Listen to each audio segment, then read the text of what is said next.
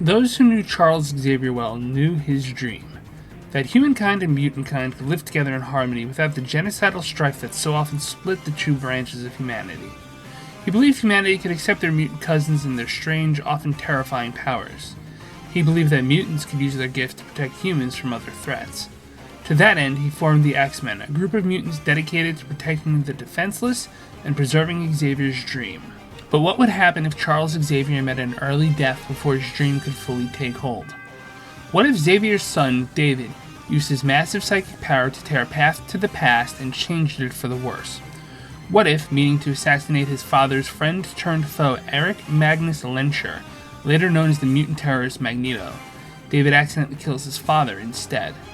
What would happen to Xavier's dream as shared with Eric? What would happen to the world if the X-Men had a different leader and a different history?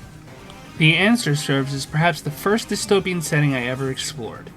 Released in 1995, the Age of Apocalypse storyline was an alternate timeline from the rest of the Marvel Universe. Set in a universe where Xavier's dream nearly died with him, the mutant known as Apocalypse rises to power. Humanity's worst fears, a mutant supremacist power structure, takes hold in the Americas, while Magneto takes his dead friend Charles' dream up and leads the X-Men in an increasingly desperate war to protect humankind. I will try to minimize spoilers as I welcome you to Dystopian Review, the place where we dream of nightmare worlds.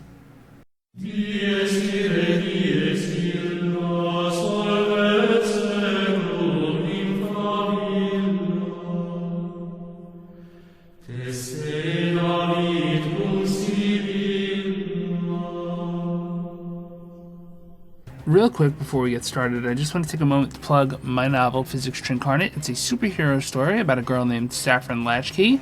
She has the power of empathy. She can feel what other people feel. And she has felt for a long time like she's being manipulated by forces outside of her control. And she's right, and she needs to do something about that. So if you're interested in such a tale, pick up Physics Trincarnate at your local Amazon.com, link in the description. And now, time to dream of a nightmare world. Age of Apocalypse is an X-Men storyline written and drawn by a huge chunk of Marvel staff. The digital trade version I have credits Scott Lobdell and Mark Wald as the primary writers, but a massive multi-book crossover takes dozens of writers and artists to complete, so I've decided to present the credits page in full, just so people can take a look at it at their leisure. There is a reason that humanity invented the pause button. Within the setting of the Age of Apocalypse, causality is explored in depth. These are not the same X-Men readers are used to seeing.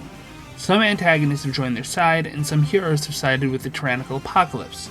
That's because they all had different lives as they grew up under Apocalypse's thumb. For example, Magneto leads the X-Men in pursuit of Charles Xavier's dream, since Xavier died to save him. Instead of being the field leader of the X-Men, Scott Summers, known as Cyclops, is a major player in Apocalypse's empire of hatred, even if deep down he resents the tyrannical regime. These characters all would have been different people had they lived different lives, and it's always interesting to see storylines where dear friends become bitter rivals. It really isn't hard to see what the bad guys are inspired by. Apocalypse's empire is built on the idea that mutants are superior to humans, and that the survival of the strongest requires that the weak be at the disposal of the strong. There are concentration camps and breeding camps for humans who aren't immediately executed. There is a villain who goes by the name Holocaust. There is a commentary about Apocalypse making transit systems run on time, a parallel to Mussolini. Or allegations about Mussolini, anyway. The parallels are not coincidental or haphazard, and they create a fictional analog to real events that make the history a little more accessible to those who aren't ready for the full weight of the real thing. There's also some exploration of two conflicting historical theories of power: the great man of history versus history from below, and how they interact. Apocalypse's machinations and minions reach into the life of a telepath named Nate Gray. Freed from imprisonment by Cyclops, Nate is more or less content to be a bit player, part of an acting troupe that occasionally harasses Apocalypse's supply lines.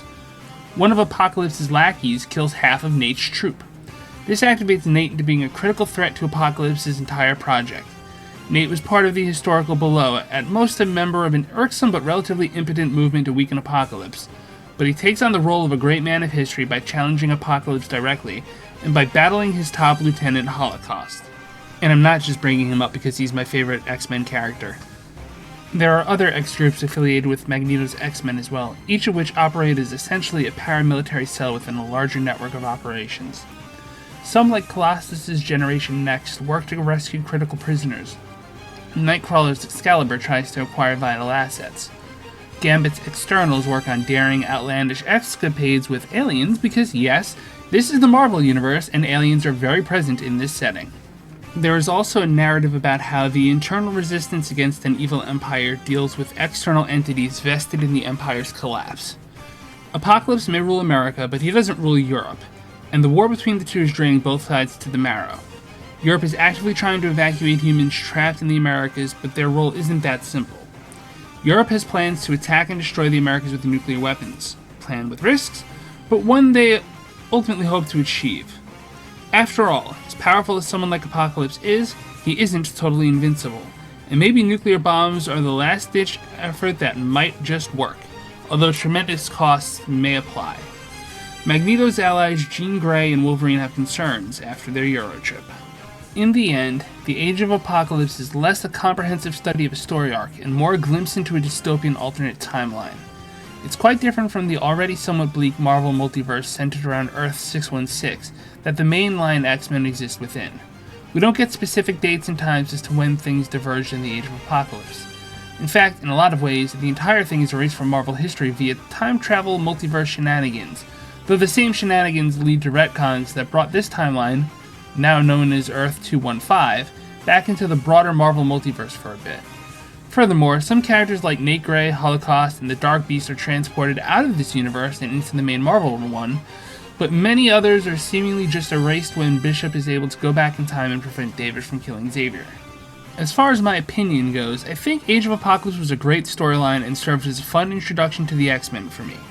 It was one of my first encounters with dystopian literature.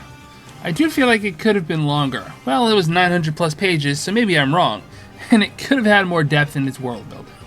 We hear of things like Magneto pulling Apocalypse's spaceship out of the sky, but we never see it, not even in a flashback. We essentially start off in the action, and we see little by way of how Apocalypse rose to power, which is always a popular aspect of dystopian literature. But for a glimpse into a darker version of reality, it was just fine, and the characters who escape the Age of Apocalypse helps fuel the next major storyline for the entire Marvel Universe, the Onslaught story arc that I'm still in the middle of rereading. And hey, I'm writing and producing this video for release coinciding with the final episode of the X-Men 97 revival show. So obviously I haven't seen it yet, but they definitely seem on track to do, well, something with a likely seeming second season. The whole Wolverine gets his adamantium pulled out storyline apparently is derived from a 1993 comic arc called Fatal Attractions, which took place before David Haller's rampage against Magneto, and came out when I was 9 years old, so I don't exactly know what it contains other than that it echoes the 97 cartoon's 9th episode. Does that mean a hypothetical Season 2 of X-Men 97, X-Men 98 I assume, could do the Age of Apocalypse storyline next? Who knows? Could Onslaught follow, or perhaps simply be the next to get adapted assuming the show continues its success? Who knows? But I look forward to finding out right there along with you. With that said, until such a time that I have another story to explore with you, thank you so much for joining me at Dystopian Review, the place where we dream of nightmare worlds. Friends, thank you so much for joining me. Again, I am Jesse Pullman. I'm the host and all-around creator of Dystopian Review.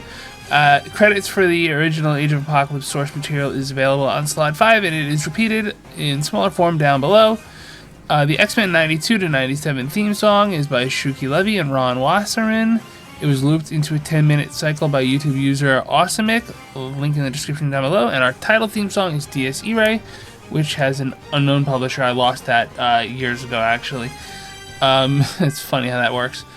What can I say? Age of Apocalypse is great, and I hope you all will consider reading it. I hope you'll also consider reading my novel, Physics Incarnate, and now for a little bonus scene. If you stay till the end, you get a bonus. This is the first panel from X-Men 01. It's the first one with Nate Grey in it, and Nate's looking at Cyclops, and there's some internal thoughts going on, talking about his identity, but there's a line of dialogue coming out of Cyclops' lips that says, "Come with me if you want to live."